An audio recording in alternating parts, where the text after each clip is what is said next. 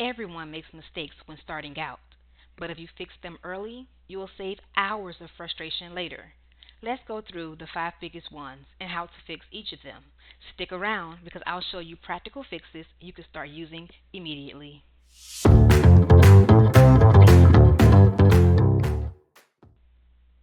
The first mistake is not freezing the header row. If you're working with a long list like customers, transactions, inventory, scrolling down will cause the headers to disappear. And when you can't see your headers, it's easy to type information into the wrong column, causing frustration and errors. To fix this, let's go to View and then the Windows section where you will see Freeze Panes. Go to the small drop down arrow and click Freeze Top Row. Now, even if you scroll hundreds of rows down, your headers will stay visible, making your data much easier to work with. You can also freeze the first column by going back to View, Freeze Panes, click the drop down, and click Freeze First Column.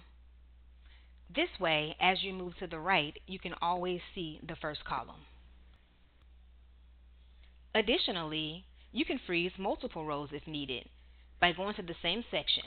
So let's unfreeze everything, and then we'll go back in and click Freeze Panes. This will freeze the rows above your highlighted row, and this is so useful when you have more complex data.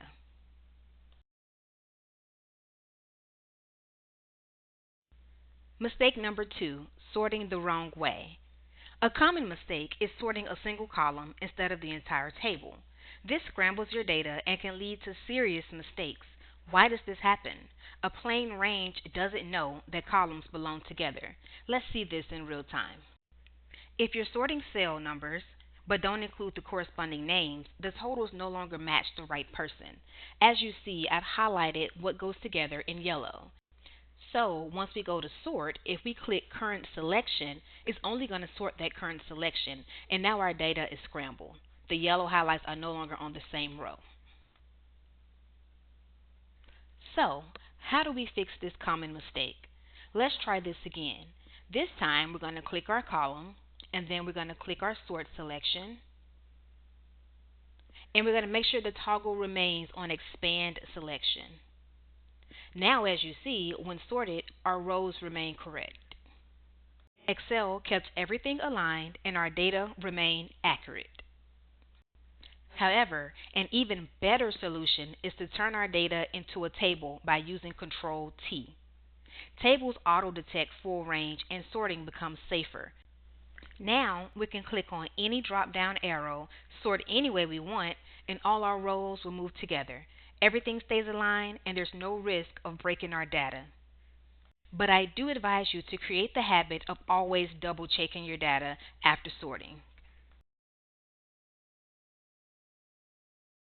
Mistake number 3, not auto-fitting your columns.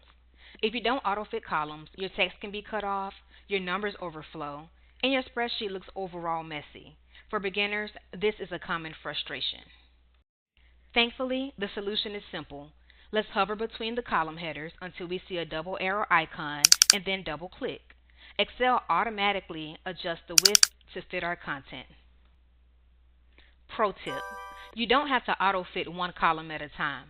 Click the right angle at the top left corner of your spreadsheet, double click between any column headers within your data, and all columns will auto-fit at once. This not only makes your sheet readable, but prevents you from accidentally missing important information. Mistake number 4, not using anchor formulas. Beginners often copy formulas without anchoring, which causes incorrect calculations.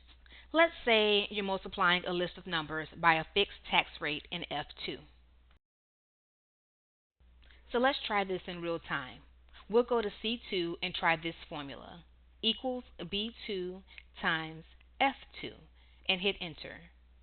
When we go back to C2 and double click our fill handle, we'll see that our results are all wrong. So basically what's happened is Excel has changed our reference cell to F3, F4, F5, etc., giving wrong results. So what's the fix? The fix is to use dollar signs to anchor the reference cell. So when we do B2 times F2, we will now do F4. That puts dollar signs in front of the F and the 2 to anchor that cell. Now, when we double click our fill handle, we get the correct results because each one of these formulas are attached to cell F2.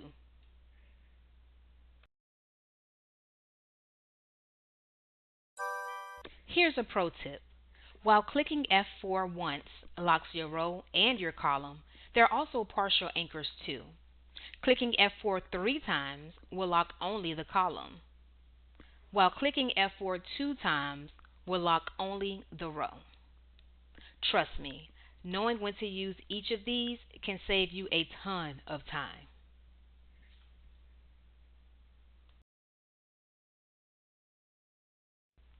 Mistake number 5: hard coding values instead of using formulas or functions.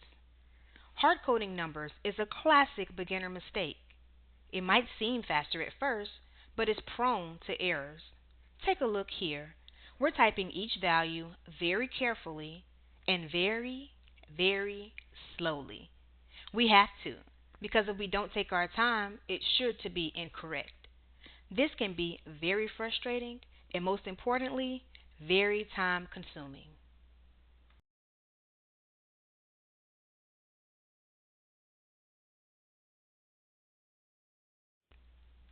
So, what's the fix? Simple. Instead of hard coding all of these values one by one, we're going to use functions. For this example, let's use sum.